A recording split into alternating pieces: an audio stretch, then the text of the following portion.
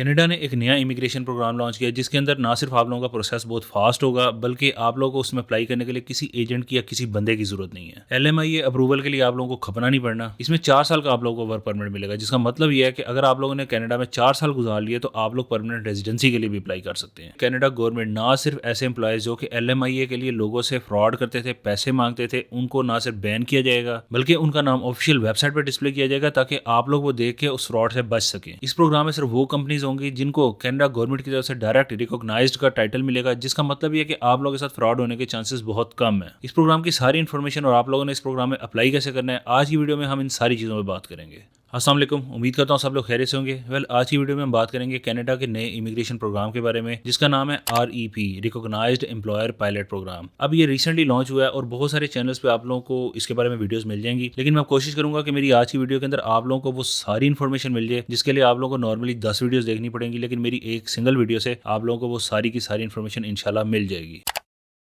अब कोई भी इमिग्रेशन प्रोग्राम जब लॉन्च किया जाता है तो डेफिनेटली उसके पीछे एक रीज़न होती है। तो इस प्रोग्राम के लॉन्च करने के पीछे जो कनाडा गवर्नमेंट ने रीज़न बताई है वो ये है कि वो लोग एडमिनिस्ट्रेटिव जो प्रोसेस होता है फॉरेन एम्प्लॉय को हायर करने के बारे में, लाइक जब वो अपने मुल्क में किसी फॉरेन एम्प्लॉय को हायर करते हैं तो उसका प्रोसेस जो है वो उसको ज़्यादा ईजी करना चाह रहे हैं। तो जब इस प्रोग्राम की मेन फाउंडेशन इस बेस पे है तो आप लोग समझ जाएं कि इस प्रोग्राम में सारा प्रोसेस डेफिनेटली बाकी प्रोग्राम्स से ईजी होगा। इस प्रोग्राम में सिर्फ और सिर्फ वो वाली कंपनीज इन्वॉल्व होंगी जो कि already temporary foreign worker programme जो कि कनाडा का ऑलरेडी चल रहा है उसके अंदर कनाडा के बाहर से एम्प्लॉयज हायर कर चुकी हैं और कंप्लीट प्रोसेस जो है ना अप टू स्टैंडर्ड ऑलरेडी कर चुकी हैं। ये उनकी रिक्वायरमेंट है एलिजिबल होने के लिए कि वो कंपनी इस प्रोग्राम में पार्टिसिपेट कर सकें, विच मीन्स कि इसके अंदर आप लोगों को जो भी एम्प्लॉयर्स मिलेंगे वो डेफिनेटली 100% लेजिट होंगे, 100% ओरिजिनल होंगे। इसके अंदर फेक वाला चक्कर ना होने के बराबर है। ये प्रोग्राम इसी मंथ से सितंबर 2023 से स्टार्ट हुआ है, लेकिन आप लोगों ने परेशान नहीं होना। ये प्रोग्राम 2 फेजेस में लॉन्च हुआ है। इसका पहला फेज सितंबर 2023 से स्टार्ट हुआ है और इसका दूसरा फेज जनवरी 2024 में स्टार्ट होना है। और आप लोगों के लिए गुड न्यूज़ ये है कि आप लोगों में से ज्यादातर लोग जो है ना वो इसके दूसरे फेज में ही फॉल करेंगे। तो बिल्कुल परेशान नहीं होना, आप लोगों के पास जनवरी तक का टाइम है इसकी पूरी तैयारी करने के लिए। मैं आप लोगों को ये भी बता देता हूँ कि इसके दोनों फेजेस में कौन कौन से ऑक्यूपेशन और कौन कौन से फील्ड्स होंगे वो आप खुद भी पढ़ सकते हैं, लिंक मैं डिस्क्रिप्शन में डाल दूंगा, लेकिन फिर भी मैं आप लोगों को पढ़ के बता देता हूँ कि इसका जो पहला फेज है जो कि सितंबर 2023 में स्टार्ट हो चुका है उसके अंदर लाइफ स्टॉक लेबरर्स होंगे और हार्वेस्टिंग लेबरर्स होंगे,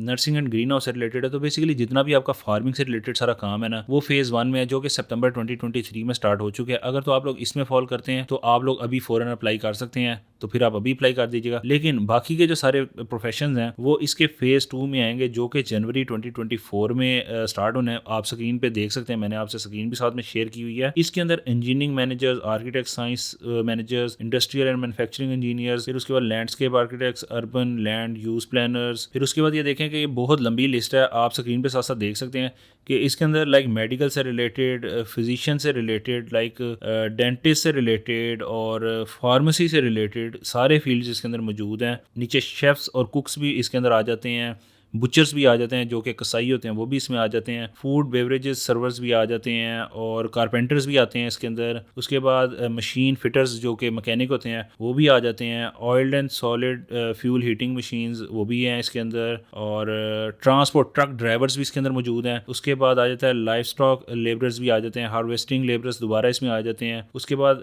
फिश और सी फूड वगैरह से रिलेटेड भी सारे फील्ड होंगे इसके अंदर। फिर इसी तरीके से जो है ना ये सारे फील्ड आप देख सकते हैं, मैंने स्क्रीन पे आप लोगों से शेयर भी कर लिया है और मैं लिंक भी डिस्क्रिप्शन में डाल देता हूँ। तो ये सारे के सारे फील्ड में से अगर आप लोग किसी भी चीज़ के अंदर फॉल करते हैं तो डेफिनेटली आप लोगों ने जो है ना ज़रूर इस प्रोग्राम को कंसीडर करना है और इसमें ज़रूर अप्लाई करना है। एक और चीज़ ध्यान में रखिएगा कि मैंने आप लोगों से ये जो लिस्ट शेयर किया है इसके अंदर ये जो सारे के सारे ऑक्यूपेशंस हैं, इसके साथ ये आपको ये जो नॉक कोड लिखा आ रहा है ना, इस नॉक कोड का मतलब ये है कि नेशनल ऑक्यूपेशनल क्लासिफिकेशन कोड। ये आप लोगों के लिए जानना बहुत ज़रूरी है कि आप लोगों ने जिस भी फील्ड में अप्लाई करना है उसका नॉक कोड अपने पास लिख के रख लें। और आगे आप लोग जिधर भी डॉक्यूमेंटेशन करेंगे हर जगह पे आपको बार बार जरूरत पड़ेगी वेरिफिकेशन के लिए भी, और आप लोग जिस एम्प्लॉयर के पास अप्लाई कर रहे हैं तो आपने क्रॉस चेक करना है कि जो वो नॉक कोड आपको बता रहा है कि इस नॉक कोड में आपको अप्लाई करवा रहे हैं या ये वाली जॉब आपके लिए है, तो उसके बाद नॉक कोड मेंशन होता है। गवर्नमेंट ऑफ कनाडा ने ये नॉक कोड इसीलिए रखा हुआ है कि आप क्रॉस चेक करें कि आप लोगों को जो जिस फील्ड में बुलाया जा रहा है वो एग्जैक्टली जो कनाडा ने दिया हुआ नॉक कोड उसके साथ मैच भी करता है कि नहीं करता। तो ये भी एक छोटा सा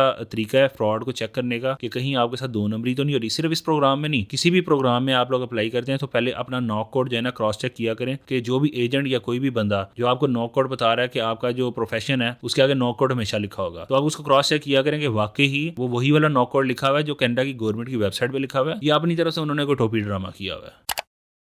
अब इस प्रोग्राम की जो सबसे अट्रैक्टिव बात है ना वो ये है कि LMIA से रिलेटेड जो फ्रॉड्स हैं ये इसको बहुत अच्छे तरीके से कंट्रोल करेगा। अब जिन लोगों को LMIA का पता नहीं है मैं उनके लिए बता देता हूँ कि LMIA stands for labour market impact assessment. ये बेसिकली एक डॉक्यूमेंट होता है, एक फॉर्मेलिटी होती है जो कि आपके एम्प्लॉयर ने, आपकी कंपनी ने, जिधर आप लोगों को जॉब मिली है कनाडा में, उसने पूरी करनी होती है। इसका आपसे कोई लेना देना नहीं होता। जब भी कनाडा की कोई भी कंपनी कनाडा के बाहर से कोई एम्प्लॉय हायर करती है, लाइक आप लोग पाकिस्तान इंडिया में बैठे हैं और वहाँ की कोई कंपनी अगर आपको हायर कर लेती है तो आपको वहाँ पे बुला के अपने पास काम करवाने के लिए उस कंपनी को LMIA का अप्रूवल चाहिए होता है कनाडा के ESDC डिपार्टमेंट से। ESDC stands for employment social development Canada. अब ये डिपार्टमेंट उस कंपनी को, आपके उस एम्प्लॉयर को LMIA इशू करता है, देन वो कंपनी आप लोगों को बुला सकती है कनाडा, अदरवाइज वो आपको कनाडा बुला ही नहीं सकती। और इसका सारे का सारा लेना देना जो है ना उस डिपार्टमेंट का, उस एम्प्लॉयर से, उस कंपनी से है। इसका आपसे कोई लेना देना ही नहीं है। इवन LMIA अप्रूव करवाने के लिए जो होता है ना वो आपकी भी इसमें इन्वॉल्वमेंट ही नहीं है। बेसिकली आप ये समझ लें कि उस कंपनी की नीड है कि उस कंपनी ने कनाडा के बाहर से एक एम्प्लॉय हायर करना है तो उसके लिए उसको अप्रूवल, इजाजत चाहिए कि उसने कनाडा से बाहर एम्प्लॉय हायर करना है, तो उसको इजाजत उस डिपार्टमेंट से लेनी पड़ती है। तब तक आप लोग पिक्चर में आते ही नहीं है, आप लोग इन्वॉल्व ही नहीं होते तब तक प्रोसेस में। उसके अंदर थोड़े से स्टैंडर्ड्स होते हैं, पॉइंट चेक होता है कि उस कंपनी को प्रूव करना पड़ता है कि जिस स्किल सेट का बंदा उनको चाहिए वो कनाडा में मौजूद ही नहीं है, और उसके लिए उन लोगों को ना कुछ एड भी लगाने पड़ते हैं और साथ में कुछ फॉर्मेलिटीज करनी पड़ती है, जॉब भी पोस्ट करनी पड़ती है, जो कि कई जो होते हैं लोग वो फेक पोस्ट करते हैं। लेकिन जो चज की कंपनीज होती हैं ना उनके पास वाकई वो एग्जैक्ट वो जॉब्स होती हैं जो कि कनाडा में मौजूद नहीं होती और वो एम्प्लॉयर्स होते हैं ना बाहर से हायर करना चाह रहे होते हैं। और इवन कनाडा गवर्नमेंट ने अपनी वेबसाइट पे और हर जगह ये क्लियरली मेंशन किया हुआ है कि LMIA के लिए जो रिस्पॉन्सिबल है ना 100% वो कंपनी है, वो एम्प्लॉयर है। उसके लिए आप जो बंदे हैं, जो एप्लीकेंट्स हैं, उन लोगों का कोई उससे लेना देना नहीं है। अब LMIA का फ्रॉड कैसे चलता है, तो भाई बेसिकली तो कंपनी की जिम्मेदारी है ना LMIA अप्रूव कराना। लेकिन सीन क्या बना हुआ है कि जिस तरीके से बहुत हर जगह पे हवा चली है ना कि हर कोई कनाडा जाना चाहता है, तो आपको पता है ये एजेंट्स होते हैं, ये डिफरेंट तरह के बिजनेसमैन होते हैं, इन लोगों को फ्रॉड के थ्रू पैसा बना के मजा आता है। तो असल में है जिम्मेदारी उस कंपनी की कि उसने LMIA अप्रूव कराना है। तो जो लोग जो होते हैं ना जिनको बड़ी चस होती है कनाडा जाने की, वो उन लोगों को बेवकूफ बनाने के लिए झांसा देते हैं कि भाई आपको कनाडा भेजेंगे, आप जॉब बाय कर लें। तो $30,000 $40,000 तक ये आम प्राइस है और बहुत ज्यादा पैसे हैं, ये मजाक नहीं है। तो $30,000-40,000 आपसे ही वो लेते हैं कि भाई आप हमें पे करें तो आपके लिए हम एक जॉब क्रिएट करेंगे और आपकी उस जॉब पे हायरिंग होगी, देन आप कनाडा जाएंगे। हालांकि ये सब टोपी ड्रामे हैं। आप बिलीव करें कुछ कंपनीज भी जो है ना वहाँ की वो भी इसके अंदर शामिल हो चुकी हुई हैं और वो एजेंट्स के साथ मिलकर फ्रॉड कर रहे हैं। क्योंकि जाहिर बात है यार $40,000 अगर होगा तो जो वहाँ पे कंपनी भी बैठी हुई है, तो आपको क्या लगता है कि महीने का एक फ्रॉड करेंगे तो $40,000 में से उस कंपनी का कोई हाफ तो शेयर होगा ना, हाफ एजेंट का होगा, हाफ उसका शेयर होगा। तो $20,000 एक कंपनी को वहाँ बैठे बैठे मिल रहा है, आप लोगों ने उसका क्या उखाड़ लेना है। आप पाकिस्तान इंडिया में बैठे हो, आप $40,000 अपने एजेंट को देते हो और वो 1 साल के लिए ऐसी प्रोसेस घसीट के कहता है काम चल रहा है, जॉब क्रिएट हो रही है, LMIA अप्रूव कर रहे हैं। उसने वहाँ पे एप्लीकेशन नहीं डाली होनी आपकी, उसने भाईजान आपको सिर्फ और सिर्फ बेवकूफ बनाई जाना। आपको दिखाने के लिए क्या मुश्किल है, मैं आपको 10 एप्लीकेशन प्रिंट करके दे देता हूँ जिसके अंदर लिखा होगा कि भाई LMIA इन प्रोसेस और पता नहीं क्या क्या रिकॉर्ड वेरीफाई, तो आप कर ही नहीं सकते किसी जगह पे क्योंकि आपको एक्सेस ही नहीं है उन सारी चीजों की। तो ये 100% सारा फ्रॉड हो रहा होता है। और देखा जाए अगर फ्रॉड नहीं भी, अगर मिसाल के तौर पर आप लेट से 2 मिनट के लिए मैं सिर्फ कह देता हूँ कि आप लोग कहते हैं कि भाई मैंने ये जॉब परचेज करनी है, जैसे आप लोग सिफारिश बड़ी चलती है ना यहाँ पे, तो आप कहते हैं कि भाई मैंने एक जॉब परचेज करनी है, तो ठीक है एक चीज जो है ना मैं हाथ से पैसे देकर खरीद लेता हूँ, लेकिन उसकी ओरिजिनल प्राइस तो $1,000 है। तो $1,000 की चीज के लिए आप $40,000 किस चीज के पे कर रहे हैं। और इवन कनाडा गवर्नमेंट ने अपनी वेबसाइट के ऊपर क्लियर लिखा हुआ है बार बार कि दिस इज कम्प्लीटली इलीगल। ना कोई कंपनी, ना कोई एजेंट, ना ही कोई लॉयर, आपसे कोई भी बंदा मांग ही नहीं सकता कि LMIA मैं आपका अप्रूव कराऊंगा तो आपको पैसे मुझे देने हैं तो देन आपका LMIA अप्रूव होगा। ऐसा कोई सीन ही नहीं है, ये सब सिर्फ और सिर्फ फ्रॉड के जमरे में आता है। अब ये जो प्रोग्राम है ये LMIA से रिलेटेड जो फ्रॉड्स हैं उसको कंट्रोल कैसे करेगा। भाई सिंपल सा कनाडा गवर्नमेंट ने एक रूल निकाला है कि इस प्रोग्राम में पार्टिसिपेट सिर्फ वो एम्प्लॉयर्स, वो कंपनीज कर सकेंगी जिनको रिकॉग्नाइज्ड का स्टेटस मिलेगा। अब रिकॉग्नाइज्ड का जो स्टेटस है ना वो मिलने का जो क्राइटेरिया है ना वो ठीक ठाक किस्म का टफ है। मैं आगे चल के आप लोगों को बताता हूँ, वो आप लोगों के 100% फायदे में है। टफ से मुराद ये है कि वो कंपनी के लिए टफ है, आपके लिए नहीं, आपके फायदे में है क्योंकि कंपनी वो सारा क्राइटेरिया पास करेगी देन वो इस प्रोग्राम में आएगी और वो सारी चीजें ऐसी हैं जो कि 100% आपके फायदे में है। सिर्फ प्रोवाइडेड क्राइटेरिया में पूरा उतरने के बाद और गवर्नमेंट की तरफ से रिकॉग्नाइज्ड का टाइटल मिलने के बाद कोई भी कंपनी इस प्रोग्राम में पार्टिसिपेट कर सकती है। LMIA का जो क्राइटेरिया है वो पूरा सर से पांव तक चेंज कर दिया। पहले ये होता था कि आप लोग जब जॉब के लिए अप्लाई करते थे आपको ऑफर लेटर आ जाता था। उसके बाद आपको कंपनी जो है ना वो कहती थी इंतजार करें और आपके लिए LMI अप्लाई करती थी। देन आप लोगों को महीनों और साल भी कभी कभी वेट करना पड़ता था। लेकिन अब सिनेरियो चेंज हो गया। अब कंपनी जॉब ओपनिंग करने से पहले LMI अपना अप्रूव करवा के देन जॉब ओपन कर सकती है। बेसिकली इसका कहने का मकसद ये है कि आपको अगर जॉब मिल गई तो आपसे रिलेटेड जो LMI है ना वो कंपनी के पास पहले मौजूद होना चाहिए और फौरन दस्ती आपका फिर काम हो जाना है। इसी वजह से मैंने इस बारे में बात की है वीडियो के स्टार्ट में कि ये फास्ट प्रोसेस है। इसके अंदर आप लोगों का काम बहुत जल्दी होना है। पहले ये होता था कि LMI के अप्रूवल के लिए आप लोगों को महीनों इवन साल भी वेट करना पड़ता था। कई लोगों ने 2-2 साल भी वेट किया है। लेकिन अब ऐसा केस नहीं है। अब जो कंपनी जॉब ओपनिंग कर रही है इस प्रोग्राम के अंदर उसके पास ऑलरेडी उस जॉब से रिलेटेड LMI अप्रूव्ड शुदा पड़ा होगा, तो सिर्फ उसने आपको हायर करना है और आपका डायरेक्ट प्रोसेस स्टार्ट कर देना है और फौरन ही आप लोग जो है ना एज सून एज पॉसिबल आप कनाडा जा सकते होंगे। जो कि अभी तक आज की डेट तक ऐसा कोई भी प्रोग्राम नहीं है जिसके अंदर ये वाली लग्जरी दी हो। हाँ, हो सकता है कि फ्यूचर में और प्रोग्राम्स ऐसे हैं जिसके अंदर ऐसी लग्जरी मजीद वो आपको दें। सबसे पहला बेनिफिट तो ये है कि आप लोगों का प्रोसेस बहुत फास्ट होगा क्योंकि LMI का जो सारा बीच में से पोर्शन है वो तो स्किप हो रहा है। तो एक बहुत बड़ा जो एक टाइम पीरियड है ना वो स्किप हो रहा है। तो आप लोगों का प्रोसेस है ना वो अल्टीमेटली बहुत ज़्यादा फास्ट होगा। दूसरा ये कि नॉर्मली जब भी कोई एम्प्लॉयर LMI के लिए अप्लाई करता है तो उसको 24 मंथ्स का जो LMI अप्रूवल है वो मिलता है और उसी के अगेंस्ट आप लोगों के लिए वो 2 ईयर्स का जो वर्क वीज़ा है ना 24 मंथ्स का जो वर्क वीज़ा है वो आप लोगों को इशू करता है। लेकिन सिर्फ इस प्रोग्राम में रिकॉग्नाइज्ड एम्प्लॉयर पायलट प्रोग्राम में गवर्नमेंट ने एक एक्सेप्शनल केस लॉन्च किया है जिसके मुताबिक एम्प्लॉयर को 36 मंथ्स का जो LMI अप्रूवल मिलेगा। अब कंपनी को 36 मंथ्स का LMI अप्रूवल मिलने में आपका क्या फायदा, मैं आप लोगों को ये भी समझाता हूँ। आप लोगों को नॉर्मली 24 मंथ का वर्क परमिट इशू होता है, ठीक है। मतलब मिसाल के तौर पे जब आप लोग हायर होते हैं ना तो जो आपका एम्प्लॉयर है वो आपको 2 साल का वर्क वीजा देता है। कनाडा के लॉ के मुताबिक आप लोगों को 2 साल का वर्क वीजा मिलता है। तो 24 मंथ के बाद जब आप लोगों का वर्क वीजा एक्सपायर होता है सेम उसी टाइम पे उसका LMI भी एक्सपायर हो रहा होता है। तो उस टाइम पे आप लोगों को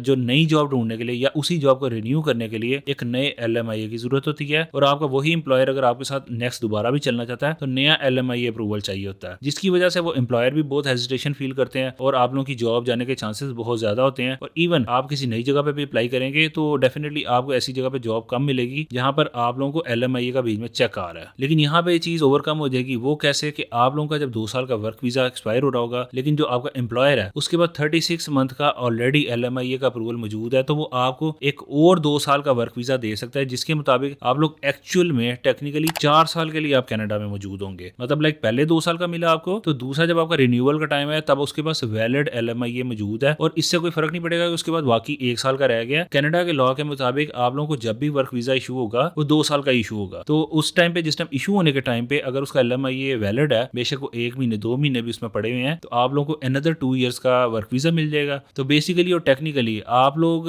4 साल के लिए जो है ना वर्क परमिट पे कनाडा में मौजूद होंगे, जिसके बाद आप लोग ऑटोमेटिकली PR के लिए भी एलिजिबल हो जाएंगे। अब एक और बहुत बड़ा बेनिफिट ये है कि आप लोगों को जो एम्प्लॉयर है वो चज का मिलेगा। उसकी रीज़न ये है कि गवर्नमेंट ने जो चेकलिस्ट बनाई है ना, जो आगे चल के मैं वीडियो में आप लोगों से शेयर करूंगा, वो एम्प्लॉयर जो है जब उस चेकलिस्ट को पास करके आगे आएगा ना तो डेफिनेटली वो इंसान का बच्चा ही होगा।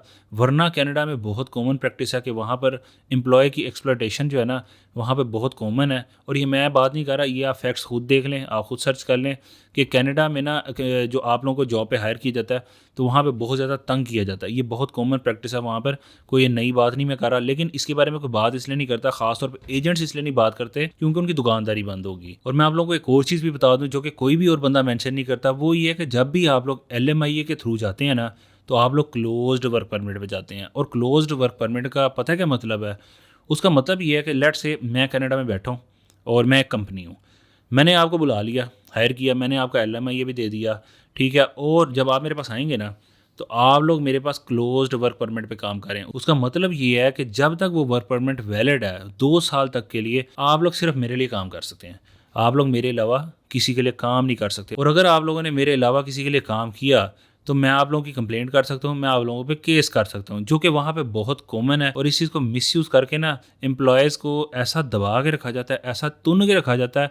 कितने कितने वहाँ पे मसले हैं आप लोग खुद सर्च कर लें, लेकिन इसके बारे में कोई भी बात नहीं करता क्योंकि अगर ऐसी बातें बताएंगे तो एजेंट्स जो हैं उनकी तो दुकानदारी बंद हो जाएगी। बिल्कुल जैसे GCC कंट्रीज़ में भी एक चेक होता है कि लो स्केल की जो जॉब्स है ना, जो ब्लू कॉलर जॉब्स इसको कह लें, तो उसके अंदर जैसे जिसके अंदर लेबर आ जाती है, जिसके अंदर कुक आ जाते हैं, शेफ़ आ जाते हैं और ड्राइवर्स आ जाते हैं, तो ऐसे जो लोग होते हैं उन लोगों के लिए एक चेक होता है कि 1 साल तक उनको जॉब का कॉन्ट्रैक्ट जो साइन करते हैं उससे पहले वो जॉब नहीं छोड़ सकते और ना ही वो अपने एम्प्लॉयर के अलावा किसी और के लिए काम कर सकते हैं। तो जो जीसीसी के लॉज हैं उसके मुताबिक उसको काफ़ी ज़्यादा लोग पॉइंट आउट करते हैं कि भाई ये क्या बात हुई, हम यहाँ पे बंद हैं और हम इसीलिए यूरोप जाना चाहते हैं। नॉर्मली लोग यूरोप जाने की ये रीज़न देते हैं, लेकिन कनाडा में भी तो यही होता है। क्लोज्ड वर्क परमिट का भी यही मतलब है, लेकिन क्योंकि वो गोरी चमड़ी है, वो गोरे हैं, तो हम कहते हैं oh my god their rules are very nice. लेकिन यहाँ पे जीसीसी में जब यही रूल फॉलो करना पड़ता है तो हमारी चीखें निकल जाती हैं। और हमारे जो एजेंट हजरात हैं वो आपको ये मंजन बेच के कि नहीं यार जीसीसी में लाइफ नहीं है, आप कनाडा जाएं, वहां पर तो बड़ा वीआईपी मॉल है। तो वहां पर भी सेम ही रूल है,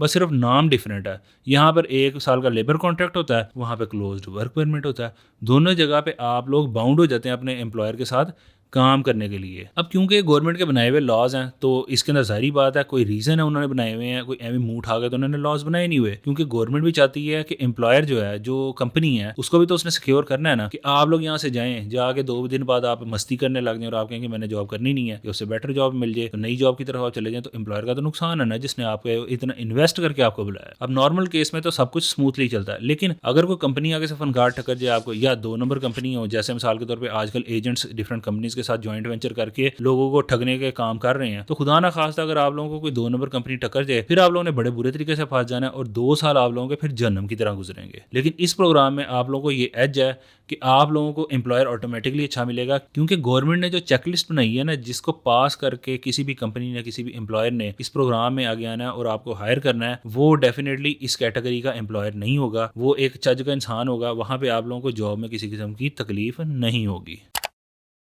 अब बात करते हैं एलिजिबिलिटी क्राइटेरिया के बारे में। तो एलिजिबिलिटी क्राइटेरिया जो है वो आपके लिए अलग है, कंपनी के लिए अलग है। आपके पास सिर्फ एक जॉब ऑफर लेटर होना चाहिए उन सारी कंपनीज में से जो कि रिकॉग्नाइज्ड हैं और वो एक सर्टेन क्राइटेरिया को मीट कर रहा होगा। That's it, that's enough for you, आप लोग एलिजिबल हो जाएंगे। अब एम्प्लॉयज़ कैसे एलिजिबल होंगे, वो कौन सी कंपनीज होंगी जो इस प्रोग्राम में आ सकती हैं, उसकी एलिजिबिलिटी का जो क्राइटेरिया, उसकी एक लिस्ट है। मैं आप लोगों से वो पॉइंट शेयर करता हूँ। अब जो है ना, सबसे पहला जो चेक है ना, वो ये है कि एम्प्लॉयर जो होगा, जो कंपनी होगी, उसको इस प्रोग्राम में एलिजिबल होने के लिए लास्ट 5 ईयर्स में एटलीस्ट 3 LMIA जो है ना उसके पास अप्रूव शुदा मौजूद होने चाहिए सेम फील्ड के अंदर जिसके अंदर वो एक हायरिंग ओपन कर रहा है। मिसाल के तौर पे अगर एक एम्प्लॉयर है, वो कहता है कि मैंने ड्राइवर हायर करना है, ठीक है।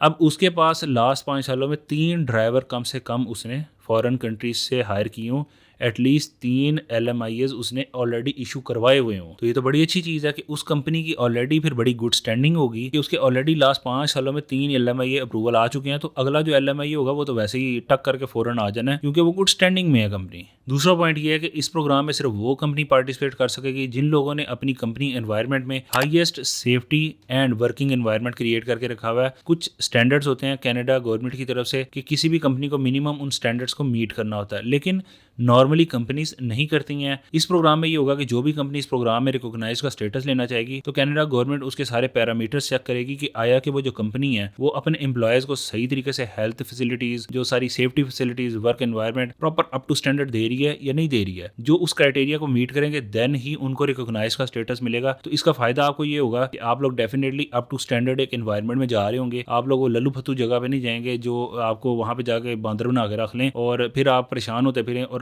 जैसा मैंने आपको बताया कि आप लोग 2 साल के क्लोज्ड वर्क परमिट में होते हैं तो आप लोग जॉब छोड़ भी नहीं सकते, तो 2 साल फिर आपको रो धो के गुजारने पड़ते हैं। लेकिन इस केस में आप लोगों को थोड़ी बेहतर कंपनी मिलेगी। तीसरा पॉइंट ये है कि कोई भी ऐसी कंपनी जिसको आज तक उसने LMIA के लिए अप्लाई किया हो और नेगेटिव उसको रिजल्ट आया हो, वो इस प्रोग्राम में अप्लाई नहीं कर सकती। तो इसका बहुत पॉजिटिव इफेक्ट होगा कि बेसिकली इस प्रोग्राम में कोई ऐसी कंपनी होगी ही नहीं कि जिसका LMIA ना आने के चांसेस हों। तो ये जो चीज़ होती है ना, जो एजेंट साहब से कहते हैं कि भाई LMIA आप खरीद लें हमसे 40,000 का, उसके बाद जनाब 2 साल तक काम लटका के कहते हैं यार वो LMIA का अप्रूवल नहीं आया। ये ड्रामेबाजी उन एजेंट्स की बंद होगी और वो जो कंपनीज वहाँ पे बैठ के एजेंट्स के साथ मिलकर फ्रॉड कर रही हैं उनका भी जो है ना दुकानदारी उनकी भी बंद होगी। अभी लास्ट वाला पॉइंट सबसे ज़्यादा हैवी है कि वो कंपनी जिनके खिलाफ कोई भी कंप्लेंट आई है आज तक कि वो अपने एम्प्लॉयज़ का हक मारते हैं, या कोई भी किसी किस्म की कंप्लेंट होगी कि वो सिक्योरिटी पैरामीटर्स का ख्याल नहीं करते, या किसी भी एम्प्लॉय से या वर्क एनवायरनमेंट से रिलेटेड या कंपनी के बिहेवियर से रिलेटेड कोई भी कंप्लेंट अगर उसकी फाइल हुई आज तक, तो वो इस प्रोग्राम के लिए एलिजिबल नहीं है। अब ऐसी कंपनी ना सिर्फ इस प्रोग्राम के लिए एलिजिबल नहीं है बल्कि कनाडा गवर्नमेंट गवर्नमेंट ने एक नया इनिशिएटिव लिया है कि ऐसी कंपनीज के जो नाम है वो अपनी वेबसाइट के ऊपर डिस्प्ले किया जाएगा, जिसके अंदर आप लोग जाके वो देख सकते हैं। तो ये आप लोगों के लिए बहुत ज्यादा पॉजिटिव है कि आप लोग जो एजेंट्स के थ्रू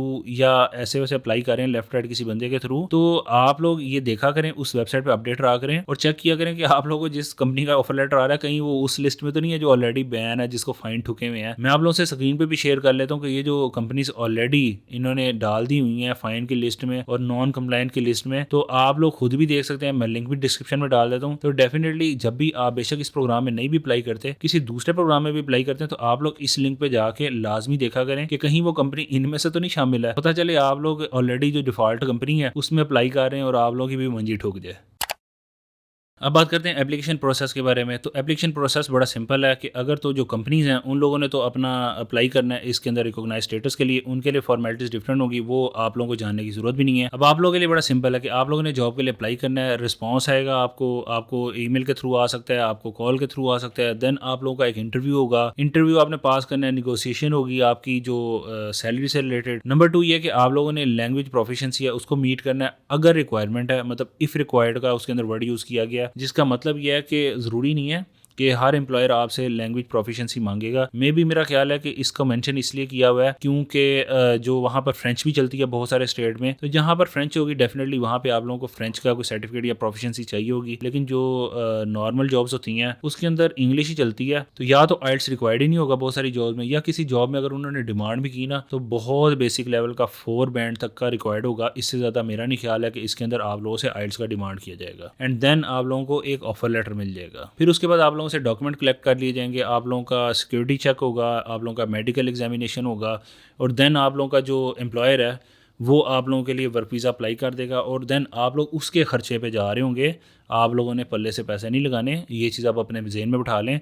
ये नहीं है कि आपने $40,000 $30,000 की जॉब परचेज नहीं करनी, आप लोगों को मुफ्त में मिलेगी, ठीक है। और मेजॉरिटी ऑफ द केसेस आप लोगों का मेरा ख्याल है ट्रैवल एक्सपेंस की सारी चीज़ें भी एम्प्लॉयर ही बियर कर रहा होगा। ये बहुत सस्ती और बड़ी थर्ड क्लास कंपनी की ये हरकतें होती हैं जब वो आपको ये कहती है कि भाई अपना टिकट खुद लगा के आ जाओ। मेजॉरिटी केसेस में जो कंपनीज होती हैं ना, वो जब एम्प्लॉय हायर करती हैं वो आप लोगों को टिकट, आपका वीज़े का खर्चा और साथ में आपको 15 दिन की अकोमोडेशन नए कंट्री में, ये एक नॉर्मल प्रैक्टिस है, इंटरनेशनल स्टैंडर्ड्स भी आती है। लेकिन हमारे जो एजेंट भाईजान होते हैं वो इस चीज़ को ऐसे हवा बना के हो इसके अंदर ये वाला भी बेनिफिट है, ये वाला भी बेनिफिट है। ये बेनिफिट नहीं है, ये एक नॉर्मल प्रैक्टिस है। कोई भी चज की कंपनी होगी वो आपको ये चीज़ देगी। हाँ, जो फुकरी कंपनीज होती हैं वो बाज़ का इस चीज़ के ऊपर मतलब इनके तंग करती हैं, लेकिन स्टिल वो भी कुछ ना कुछ आपको लाजमी देंगी। 1-2 चीज़ें बीच में से स्किप हो जाती हैं, बट स्टिल आपको बेनिफिट्स मिलेंगे।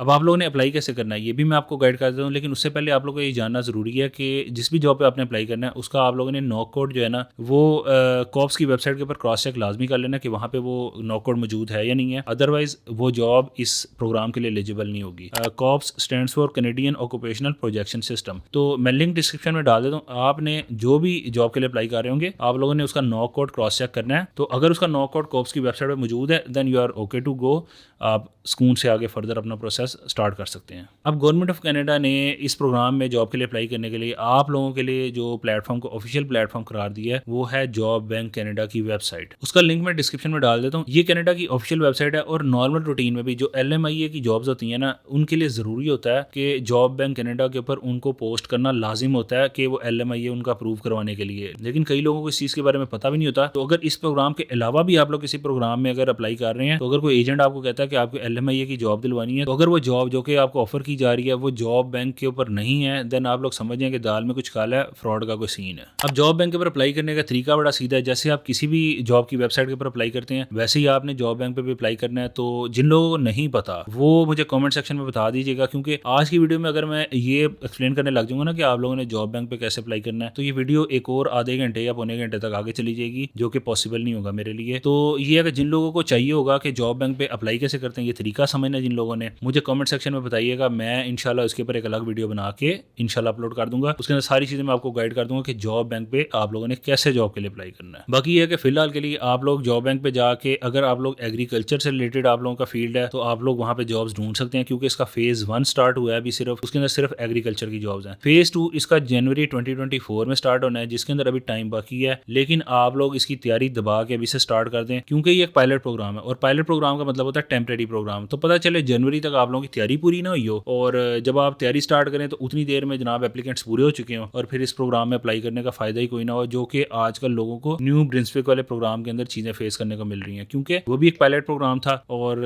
हो सकता है कि उसकी एप्लीकेशंस पूरी हो गई हों, लेकिन वो प्रोग्राम अभी तक चल रहा है, अभी तक उसको गवर्नमेंट ने क्लोज नहीं किया। लेकिन हो सकता है कि एप्लीकेशंस की जो लिमिट थी ना वो एक्सीड कर चुकी है, तो फर्दर एप्लीकेशंस ना वो एक्सेप्ट कर रहे हैं ना उनका जवाब दे रहे हैं। तो बिल्कुल इसी तरीके से किसी भी प्रोग्राम में आप लोगों ने अप्लाई करना होता है तो उसके स्टार्ट में उसको पकड़ा करें, ना कि लेट करके फिर उसके बाद जब टाइम ज्यादा गुजर जाता है फिर उसके बाद फायदा मिलने के चांसेस कम हो जाते हैं।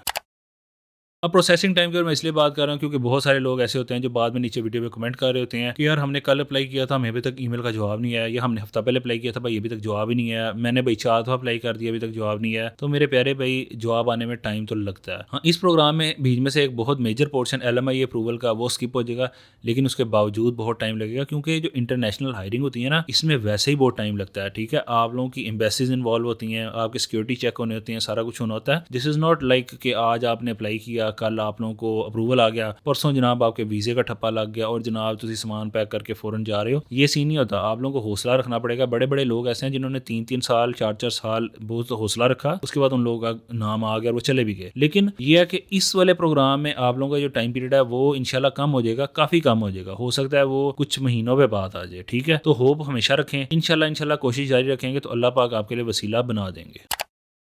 अब बात करते हैं चेंजेस और अपडेट्स के बारे में। अब ये मैं इस वीडियो में इसलिए ऐड कर रहा हूँ क्योंकि इस प्रोग्राम का एक फेज अभी वर्किंग में आया है, दूसरा फेज इसका वर्किंग में आना है जनवरी 2024 में। तो हो सकता है उससे पहले या जैसे ही वो वर्किंग में आए तो कुछ अपडेट्स आ जाएंगी। तो मैं कोशिश करूंगा कि मैं इस वीडियो के डिस्क्रिप्शन में जो इसकी अपडेट से रिलेटेड लिंक हुआ करेंगे वो मैं अपडेट कर दिया करूंगा इंशाल्लाह टाइम के साथ साथ। और हो सका तो बहुत जरूरी हुआ तो मैं एक वीडियो इसके साथ भी अगली भी सीरीज में बना सकता हूँ, जिसके अंदर अगर कोई अपडेट ऐसी हुई जो जरूरी बतानी है आपको वो भी मैं इंशाल्लाह बता दूंगा। तो अगर आप लोगों ने मेरे चैनल को सब्सक्राइब नहीं किया हुआ तो आप मेरे चैनल को सब्सक्राइब भी कर लें ताकि आप लोगों को इस वीडियो से रिलेटेड कोई भी अपडेट आ रही होंगी उनके बारे में पता चलता रहे। और वैसे भी मैं अपने चैनल पे काफ़ी ज़्यादा वीडियोस वगैरह डालता रहता हूँ, लाइक CV कवर लेटर से रिलेटेड, डॉक्यूमेंट अटेस्टेशन से रिलेटेड, किस मुल्क में जाना है, मतलब लाइक जर्मनी से रिलेटेड, दुबई से रिलेटेड, कनाडा से रिलेटेड। मैंने काफ़ी ज़्यादा कंटेंट ऑलरेडी अपलोड किया हुआ है। आप लोग अगर उससे फ़ायदा उठाना चाहते हैं तो आप मेरे चैनल पर जाके वो सारा कॉन्टेंट देख सकते हैं, हो सकता है कि आप लोगों को उससे कोई फ़ायदा हो।